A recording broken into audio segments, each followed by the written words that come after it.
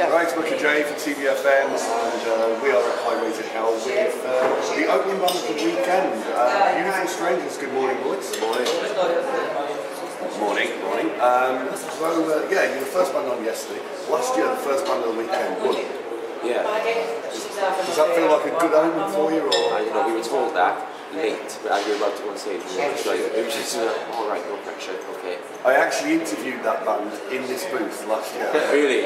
It's like all these good omens for you. Yeah, hopefully so, and I'm going to take it as a good one. What happened? All the bands. Not all of them, most of them. But you're only the second band this year that's been used in this booth. And I also remember one thing that they did that none of the other bands did. Every member of the band wore a coat. Oh, is that how it works, is it? I think that's why they won. Right, there's two of our members on the table. Oh, right, is that who was singing? Five of us. I thought it was right, so yes, you played yesterday, your first band on. Did you feel much pressure going on first, or was it easy because there was nothing to go against? I think pressure more than anything. Try it, because it was stay early, we got 6:30, and it was to try and try and warm everyone up in the crowd. That was the biggest pressure, I think. You only had 20 minutes to do it, and you're the first band to do a cover. These rules of the covers is quite new as well, so you're right in there and you've got to do it. We enjoyed we selected those, and I know we all went. Yeah, remind the track. Roxette the Look. Oh, that's right. Because we just went, that's Roxette. That's it, I remember. Yeah, we enjoyed doing that one. That was a really, really good cover, and it was a good way to start. I do think the first band on does set the level for the day, and everybody has to then go after that. Although the sound did start going a bit bad through the day, didn't it? The monitors were going, the mics went. Yeah. So you probably broke everything. Maybe you broke everything. You sabotaged everybody. Right, they can all hear that now. So when you win tonight, they are coming for you. All your fault. Mind you, I can be partly to blame as well for giving you good omens. Yeah, we'll take that. Once I've got my all your fault. So obviously yourselves, you did all right for yourself. You feel it was a good set? Yeah, I think we were exhausted. I had a big adrenaline dump after it, so we high after it in about 2 minutes. From a concrete wall. Yeah. With a glory hole. Yeah. But 2 minutes later, we just crashed down the stairs, just having a bit of a kick instead of blowing the air out. But yeah, I think the set, we had some good feedback of quite a few people. We had some negative feedback. We can't use everyone. Got to take it in the stride, I suppose. I don't think I took it too well at the time. Was it just natural? I wasn't in the most natural state to be delivered, kind of bad news. So did you hang around and watch the rest of the bands last night? No, it was a nightmare. You know what partners like this. Getting the gear out took us about an hour and a half. Getting back here then another half an hour. We caught the last 4 bands. Did you? Oh yeah, because you. Yeah, I managed that band. Did you? Yeah, they had a really tough time. They did. Yeah. Right there. Yeah. Black Sabbath. Yeah. I remember. They were walking in, back up to here earlier. They were walking in front of us. Yeah. And I don't know if they got pissed last night, but we lapped them. Half past four. They were on the Clyde. They got wrecked. Yeah. So and they did Killer by Seal. Yes. But you couldn't hear it. Was you trying to think what it was? Yes, it was Adamantsky. And we were going crazy and we couldn't work out the name of the song. Oh, yeah, because it doesn't really say the name. Yeah. I felt sorry for him because they were trying to make it known as well that there was nothing coming out at one point, and it took a while for it to get changed over, didn't it? I think it was changed the microphone during the set, didn't it? They changed the microphone while he was singing, and then he had to take the bass player's microphone. It was terrible. It's one of them things. It's strange how those kind of things can actually go during a gig. A microphone of all things. Yeah. But to be fair, these go all the time. You can get the best mics in the world, and they still crash out. You can see massive bands on stage, and the mic goes. Things. It just happens. I mean, some bands, they can be professional and carry on about it. I saw Fozzy a couple of years ago, and his microphone didn't work for the first 2 songs. Really? And he carried on singing, and everyone was saying, your mic's not working. Now, he obviously knew his mic wasn't working. Yeah. He just carried on singing, but he got so pissed off because the monitors went, all sorts of things. At the end of the gig, he just walked out. It's Chris Jericho, isn't it? Yeah. I've had an arm wrestle with that boy. And beat him. Yeah. He did teach you. Yeah. There's a bit in his book where he says, if I ever meet you, ask me my arm. I've got a trick that means I can beat anyone in the world at arm wrestling. He did that. You don't know the trick. If you ask me, I will tell you. And he did it. He did it with me. I've got it on video. Amazing. I can't actually remember it because I was pissed. Oh, if it's on video, you don't need to remember it, do you? No, not really. No. But I arm wrestled Chris Jericho. And Awesome. he showed me how to beat him. That's a good story. I like Something that to do one. with the thumb, and I can't remember. There's a nerve that you hit on the back of that. I shouldn't be telling you. Fuck I off. need to meet Chris Jericho. Yeah, you need to meet him, Y2J. Anyway, back to you lot. Never mind Y2J. Winning this, what would that do for the band? Winning the competition? God knows. I have no idea what it would do. I know what it include, and obviously all the exposure you get, and being able to play festivals and be able to play to big crowds and everything. Record deal, and some of the bands that you could be playing alongside. And yeah, it'd it'd be the same for us as everyone else. It'd be a massive deal. It's just expanding the bubble, get the opportunity to play different places as opposed to remaining. Meet different people and in the same gigs, same cities. Yeah. Same city, same bands and things like that, but get out to a bigger circuit, a European circuit as well, which is... I think when you kind of get to a level where, I suppose the majority of the bands are here this weekend, you kind of get easy to get stuck in a rut a bit where you're looking to try and get up to the next tier, and it's a bit like looking at a glass ceiling sometimes, so that's what weekends and events like this are good for, really, and then just try and it could be a bit of a bunk or a boost up to that next tier. So it'd be a massive deal for us. I don't know what it would entail afterwards, man. Because it's just venturing into the unknown, isn't it? So yeah, but it is a career boost. And if you look at previous winners over the years, there's been some. Last year's winners, Screaming Eagles. They've released an album.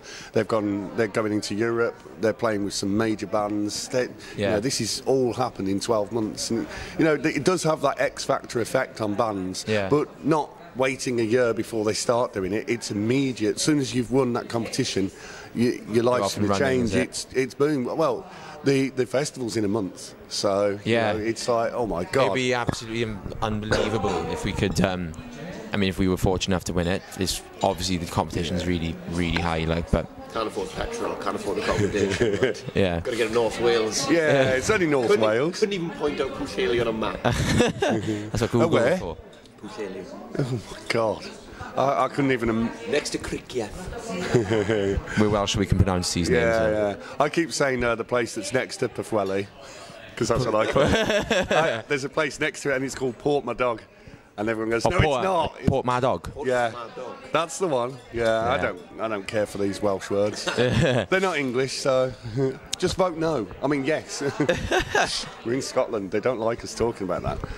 It's a touchy subject, isn't it? When it gets into politics. Apparently, I got into quite a heated debate with somebody last night because I kept saying, just vote yes. We can get rid of you. Oh, fuck. And it got a little bit leery, apparently. I don't know anything. I've been told about it. Yeah. So anyway. Try and separate the politics from anything else this weekend, isn't it? I think probably best. Yeah. Well, we're here to have a laugh. We're here to stamp our authority up here. Come on, there was a little South Park thing there. You could have done that. I think we've done that. I did a majority of my sort of aggressiveness last night. I'm going to be wound down today rather than wound up, I think. No, you need to start drinking again. I should have punched that 14-year-old girl. He shouldn't have. What he's referring to is the woman who gave him abuse on the street. Seriously, just outside the building, walking down. I'm wearing like Cuban heels, and a 14-year-old girl, a bunch of mates, drinking White Lightning, goes, "You're wearing high heels, you gay bastard." I wanted to go, "You are wearing high heels, you gay bastard." Enunciate, darling. It doesn't hurt anybody. But that would have. I think you can say it to her right now on the camera. I could. Oh yeah, I don't know how they would have reacted to that. It probably wouldn't have been very receptive. I'd have to run away in my high heels. Yeah, mincing. Yeah. Oh, no, gosh. Chasing me. Benny Hill music on in the background. All live like it. gang of kids, like Yeah. little rascals. Travelling minstrels. Oh dear. Anyway, what a great interview this is. We haven't actually covered anything that was supposed to be covered. Ah, well. Right. Music. Yeah, music. What's happening next with the band? Tell us a bit about what's going on next. Yeah, we got a couple of good gigs. Are you doing the rock diabetes? Not to my knowledge, no. Doesn't sound nice. But we're supporting. No, it's not a drug. Yeah, we've got a couple of good gigs coming up back from our part down in Swansea. We're supporting Diamond Head in Sin City in Swansea in November. Fire Road were you last year? They did. They were here last year. Yeah, very good band. So we're playing with them and Diamond Head. We're playing with a band called Trapped, who are apparently quite good. Oh yeah, like a new metal band from the late 90s, early 2000s. It's got a couple of hits. They did a lot of music for the WWE, WWF back in the day, like when they were doing that new metal. When they did promos. I've got the WWF Superstars albums. There's some cracking music on there. Yeah, there was some really good tracks. Like Blackstone Cherry, like I viewed them because of wrestling. Yeah. There was a lot of bands that I discovered through, like with the Undertaker and some of Hulk Hogan's music. First time I heard Disturbed was Stone Cold Steve Austin's music. Yeah, that's hell of a tune. Motorhead of Triple H. Yeah. Well, he played on Motorhead played on the one of the live ones, didn't he? We had that on YouTube in the van on the way up here yesterday. Really? Yeah. It was really good. And they destroyed it the following year when they had the rapper. Well, a couple of years ago they had some rapper on, didn't they? Oh, they are. I remember when Limp Bizkit did it a few years back, and that one very good. Drowning Pool, was that? Yeah. Drowning Pool's another one that's on there. Yeah. But, so we're supporting them as well back home. Drowning Pool. No, yeah. You didn't know that one, did you? So it was Trapped. Supporting Trapped. Yeah. Supporting Trapped and then Diamond Head. Those are the biggest things we got coming up, really, haven't we? Those are the two big ones. And then you're studioing. We've got our album is already out. Our debut album available from all good outlets everywhere. Or available to outlets. And shit outlets. And 14-year-old Scottish girls. Yeah. And also probably what you will most likely do is stream it for free off Spotify, so we remain absolutely arse poor. But I couldn't believe the timing of this when they did this. They did this on social media, Facebook, Twitter, and everything. They went, now our album is now available on iTunes and Spotify. You couldn't have done that 2 weeks apart, so we could have sold some on iTunes. I just made and then put them on Spotify 2 weeks later when we didn't sell any anyway. Yeah. Well. So our album's out already. Hello. This is Di. He's the loud one of the group, Di is. I noticed that. I'm guessing he's the drummer. He's even painted it on himself. That's a tattoo. That's coming through his shirt. That is. Yeah, I thought so. Yeah. That's it. We've got about 2 albums worth of material demoed and waiting to be recorded. Awesome. That's if we were to progress further from here this weekend, then that would give us the facility to go and do that. Then I suppose. So you're ready for it. You're absolutely ready. Yeah, there's a lot of new songs. In fact, a lot of the songs we play now are ones that aren't on the album almost anymore. There's a lot of new stuff on there. So awesome. Yeah. So that's the big things for us. I'm trying to think what else we got going on. Really, we recorded. We're ready to record again. We're playing gigs, doing all the normal band stuff, and getting pissed.